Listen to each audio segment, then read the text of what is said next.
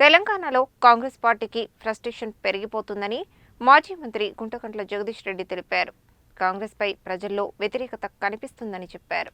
మిర్యాలగూడలో కాంగ్రెస్ గుండాల దాడిలో గాయపడి నల్గొండలో ఓ ప్రైవేటు ఆసుపత్రిలో చికిత్స పొందుతున్న సిపిఎం బీఆర్ఎస్ కార్యకర్తలను మాజీ మంత్రి సూర్యాపేట ఎమ్మెల్యే జగదీష్ రెడ్డి పరామర్శించారు. ఈ సందర్భంగా మాజీ మంత్రి జగదీష్ రెడ్డి మాట్లాడుతూ తెలంగాణలో కాంగ్రెస్ పార్టీకి ఫ్రస్ట్రేషన్ పెరిగిపోతుందని, కాంగ్రెస్పై ప్రజల్లో వ్యతిరేకత కనిపిస్తుందని అన్నారు. మిర్యాలగూడలో కాంగ్రెస్ తప్పిదాలని, ఆగడాలను కవర్ చేసుకునేందుకు దాడులకు పాల్పడ్డారని అన్నారు. నల్గొండ, మిర్యాలగూడ, సూర్యాపేట ఇలా చాలా చోట్ల ఇలాంటి ప్రయత్నం చేశారని, పోలీసులు కాంగ్రెస్ కార్యకర్తలుగా మారారని ఆరోపించారు. జిల్లా అధికారులు నిస్సహాయులుగా మారారని అన్నారు. ఎన్నికల సంఘం కూడా తొలిసారిగా కాంగ్రెస్ పార్టీ సబ్ బ్రాంచ్గా మారిందని ఆరోపించారు. ఇతర పార్టీల ఫిర్యాదులపై స్పందించడం లేదని, ప్రతి చోట కాంగ్రెస్ నేతలు, కార్యకర్తలు బూతులు ఆక్రమించే ప్రయత్నం చేస్తే ఎన్నికల అధికారులు కనీసం పట్టించుకోవడం లేదని అన్నారు.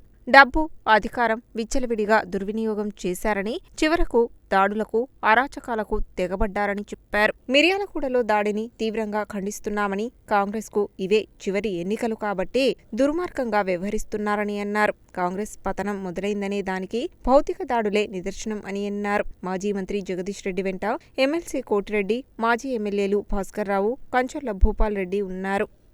తెలంగాణలో కాంగ్రెస్ పార్టీకి రోజు రోజుకు ఫ్రస్ట్రేషన్ పెరిగిపోతుంది. ప్రత్యేకించి నల్గొండ జిల్లాలో తప్పకుండా ఎలక్షన్లో ఓడిపోయే పరిస్థితి వచ్చింది. అన్ని మున్సిపాలిటీలలో కూడా ఎదురైతే కనబడుతుంది. ప్రజల్లో తీవ్రమైన వ్యతిరేకత కనబడుతుంది. దీన్ని కాంగ్రెస్ పార్టీ చేసిన దుర్మార్గాల్ని, వాళ్ళు చేసిన మోసాలని ఎండగట్టి బీఆర్ఎస్ పార్టీ జిల్లాలో కొన్ని చోట్ల సిపిఎం పార్టీ మిత్రులు కూడా కలిసి వచ్చిన చోట కలిసి పనిచేసినారు. ప్రత్యేకించి మిర్యాలగూడలో కాంగ్రెస్కు వాళ్ళు చేసిన తప్పులతోనే ప్రజలు వచ్చిన వ్యతిరేకత ఏదైతుందో దాన్ని తప్పించుకోవడం కొరకు అక్కడ గొడవలు సృష్టించడానికి ప్రయత్నం చేసి దొంగ ఓట్లు వేయడానికి ప్రయత్నం చేసినప్పుడు అడ్డుకున్న బీఆర్ఎస్ పార్టీ కార్యకర్తలు జమీల్ పైన, మస్తాన్ పైన, ఇతర కార్యకర్తల పైన కూడా తీవ్రంగా దాడి చేసినారు. మాజీ ఎమ్మెల్యే భాస్కర్ గారి కొడుకు సిద్ధార్థ పైన కూడా దాడి చేసే ప్రయత్నం చేసినారు. అది నల్గొండలో కావచ్చు, సూర్యాపేటలో కావచ్చు, తిరుమలలో కావచ్చు, చాలా చోట్ల కూడా ఇదే ప్రయత్నం చేసినారు. కానీ ఎక్కడికక్కడ బీఆర్ఎస్ పార్టీ కార్యకర్తలు కూడా ప్రతిఘటించారు. కాంగ్రెస్ అరాచకానికి కొంత అడ్డుకట్ట వేయగలిగారు. పోలీస్ అధికారులు సహజంగానే కాంగ్రెస్ ప్రభుత్వం వచ్చిన దగ్గర నుంచి కూడా వాళ్ళు అడుగులకు మడుగులుతున్నారు. కాంగ్రెస్ పార్టీకి సంబంధించిన ఒక మండల పార్టీ అధ్యక్షుడు చెప్తేనే ఎఫ్ఐఆర్లు అయ్యే పరిస్థితి, కేసులు పెట్టే పరిస్థితి, పట్టణ పార్టీ అధ్యక్షుడు చెప్తేనే కేసులు పెట్టే పరిస్థితి, ఇక ఎమ్మెల్యేలు వాళ్ళతో ప్రవర్తించే విధానం చాలా ఆటవికంగానే ఉంటుంది.